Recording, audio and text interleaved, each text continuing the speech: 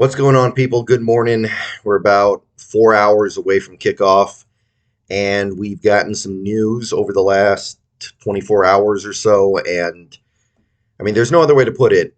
It's mostly not good. The news we're getting is not very good right now from the Seahawks.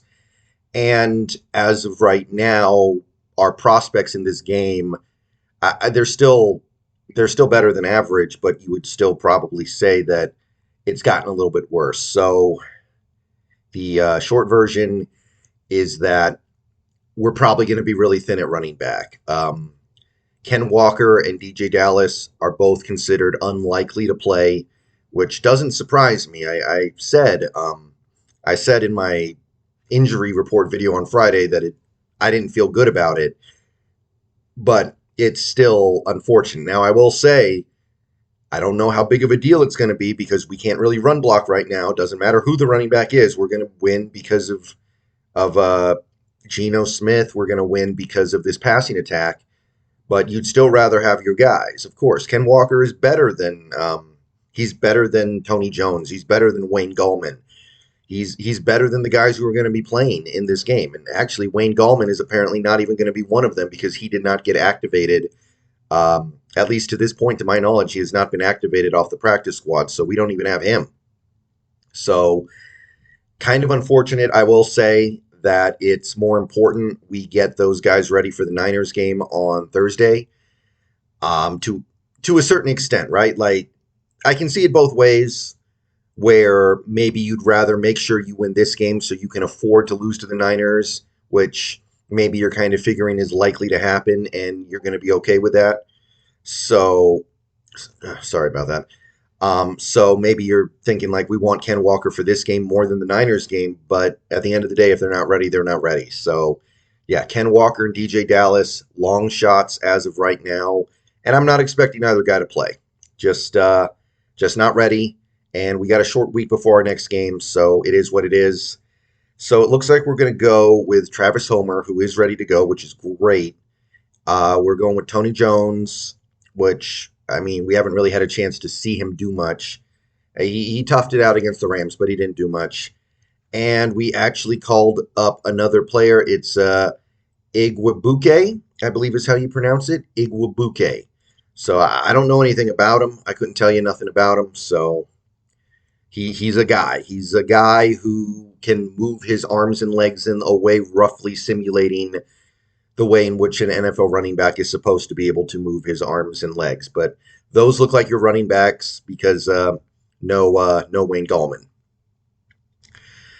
Also, even though this isn't that bad, we did get an update on DK Metcalf. He is expected to play, but it looks like his workload is going to be managed and his physical state is going to be monitored. So it sounds like there's some concern there. And this is not what we need in a game like this, where you're not going to have much of a running game. It's going to be really hard to run the ball in this game. Even if you had your guys, it would probably be hard. But now it's going to be even worse. So you need your passing attack to click. And knowing that Metcalf is playing at what sounds like significantly less than 100% is a problem. So, as we go into this NFL Sunday, I'm not feeling great about this one. I wasn't feeling great about it to begin with, and this doesn't fill me with a lot of confidence. So we'll see what's up with Metcalf. Hopefully, he can play the whole game. Hopefully, he can play a full allotment of snaps and be effective. But J.C. Horn over there on Carolina has been having a nice season. And if they end up deciding to have him shadow Metcalf around because he's clearly their best cornerback, so that's at least a possibility, then it would be too bad if he was just neutralized. So we'll have to see what he does when he gets out there, but right now the news is not ideal. I'm not going to say it's bad because looks like he's going to play. Disley expected to play, which is great. Neal expected to play, which is great. The only other news that we got is Laquan Treadwell got activated again. No surprise. He's not really impressing, but he's out there grinding. So you need somebody. And with D. Eskridge out, he's the guy. So I got no problem with that. The only good news we've gotten in the last day or so would be Radigan. Looks like he's off the PUP. He might be active for this game. In fact, it looks like he's going to have a real chance to play. So that's exciting. Radigan, cool story. Obviously suffered an injury, which really took away an opportunity from him because I believe without that injury, he would have been able to play at least some because we've had linebacker issues this year with Barton in particular not playing well. Radigan would have been a likely sub for Barton to come in at least a handful of times, but this is going to be his first opportunity to get out there. At the very least, he should help on special teams. But more than any of that, it's just kind of a cool story, and hopefully he does actually manage to contribute to this team in a positive way. But that's really about it. It's not ideal right now in Seahawks land, but we got a game to grind through. Hopefully we can get that win and see where we stand on Thursday. Not really hearing anything from the Panthers side because there's nothing to say. Everybody who they listed on their injury report is expected to play. We knew that on Friday. I haven't heard anything to contradict that. So we're dealing with a relatively healthy and fully equipped Panthers team. Maybe PJ Walker's the one real loss they have, like I said. So things are going great over here, by the way. I'm having a lot of fun. Interesting city, very fun city. Yeah.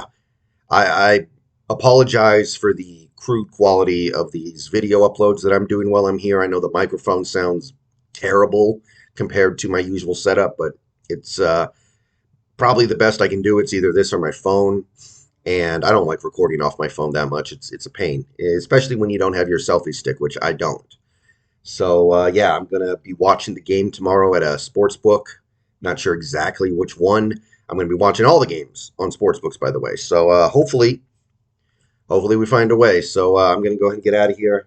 I got to figure out where I'm going to watch these games from, and I got to figure out how I'm going to try to make money off of the happenings of today, because that is another thing you can do very easily in this city. All right, so peace out. Go Hawks. Like I said, I'm going to do a post-game video probably from my laptop after the game's over. I'm going to get it up. It's going to be like this. It's going to be a little bit ugly. It's going to sound like garbage. But I do want to get that post-game video up. I don't want to wait until Monday to make it, so there will be that. No post-game stream until Monday, probably. Maybe Tuesday, and by then it's not even really a post-game stream. It's just a stream. But that's what we're looking at. So at least one more video from this location, and then we're back to the pretty stuff. We're back to the real setup. We're back to the better camera. We're back to the graphics. We're back to the microphone that doesn't sound like it's from the early 2000s. And yeah, roughing it, I guess, YouTube-wise. All right, catch you all later. Go Hawks.